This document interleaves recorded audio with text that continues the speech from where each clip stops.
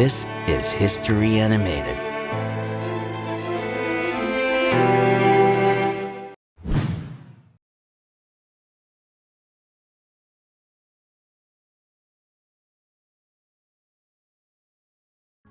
This video is sponsored by HUION, the global leader in creative tablets manufacturing.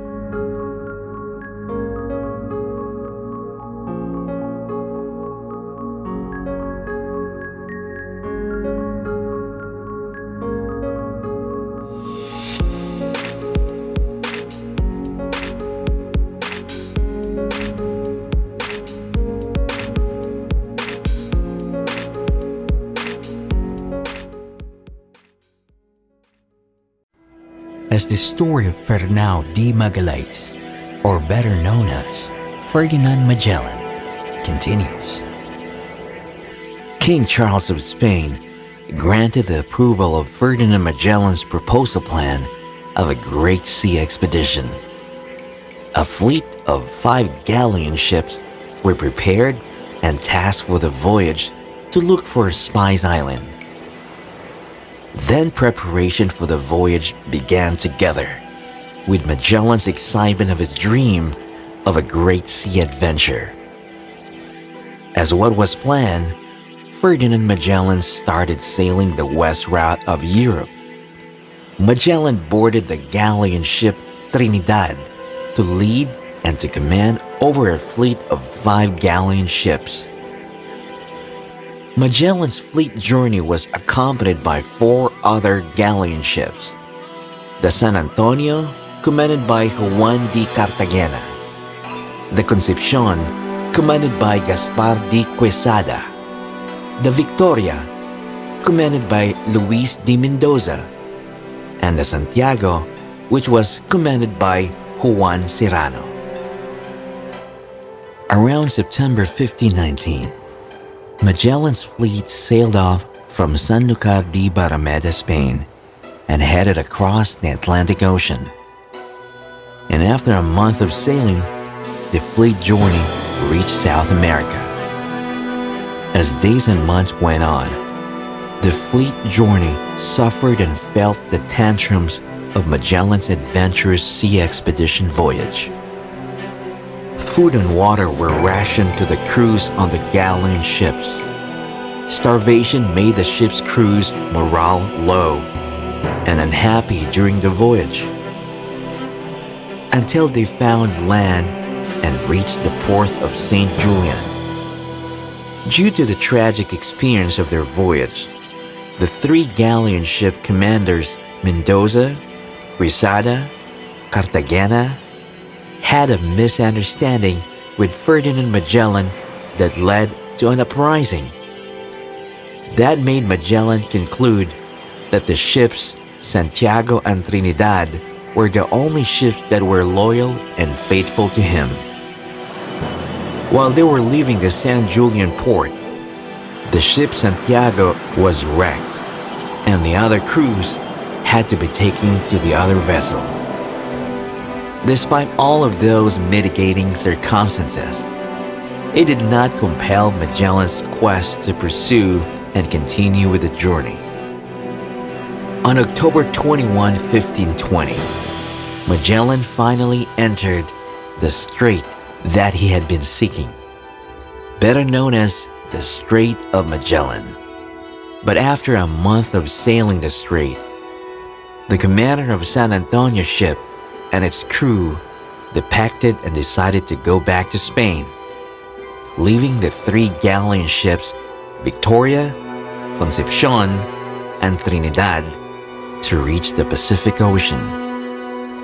Upon entering the Pacific Ocean on November 1520, Magellan was amazed with the peaceful and calmness of the sea, and he later named it Mar Pacifico. After a few months sailing, they then reached the Pacific island of Guam in March 1521, where they finally got some food and refilled their food storage. Magellan's fleet then sailed on to the Philippine archipelago and landed on Cebu. Raha Humabon and his wife together with tribes, native locals living there, warmly welcomed the arrival of Ferdinand Magellan together with his ship crews.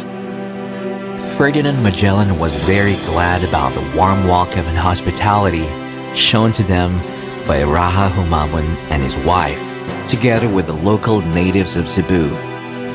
So as a gesture of understanding and friendship, Magellan introduced Christianity and convinced the native locals to convert to Christianity.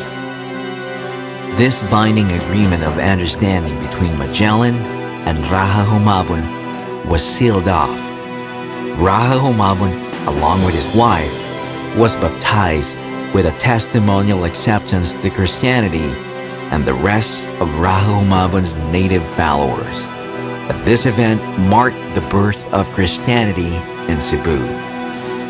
In addition, it was on March 17, 1521, when Magellan planted the famous Magellan's Cross in the presence of natives of Cebu, with some Portuguese and Spanish soldiers, which symbolizes a sign of triumph over the birth of Christianity in Cebu. However, Magellan also wanted to spread Christianity to other neighboring islands of Cebu, so he asked Raja Humabon's help to spread Christianity. Unfortunately, Datu Lapu-lapu of Maktan Island disagreed to Raja Humabon's appeal and took a hard stand against paying homage to the King of Spain, and so the rivalry between the local chieftain arose. Raja Humabon then asked Magellan's help to fight against the chieftain of Maktan Island, Datu Lapu-lapu, and the fighting warriors of Datu Lapu-lapu. Knowing Magellan's supremacy in terms of firepower and other fighting arsenal was an advantage to their victory.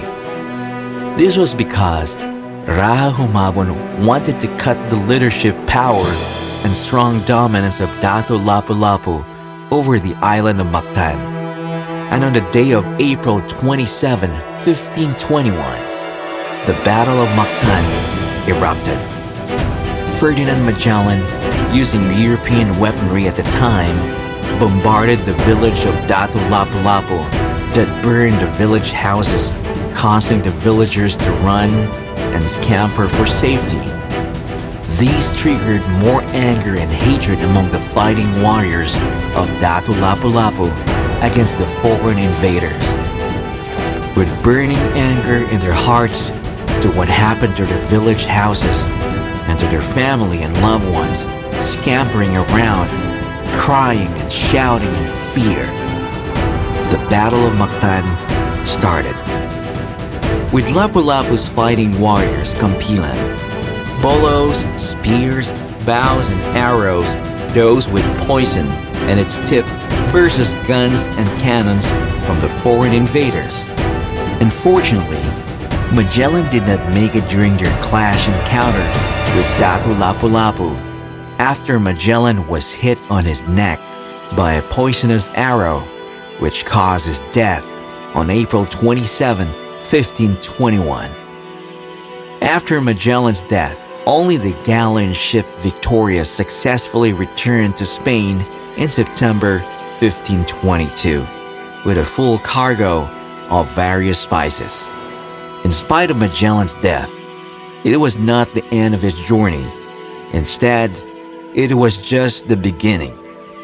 This was because the expedition he started not only provided another route to the spices, but also paved the way for the European explorers to expand their geographical knowledge.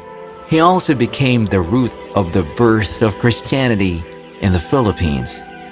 And up to this day, his ambitious expedition around the world is still considered as one of the greatest feats in the history of navigation.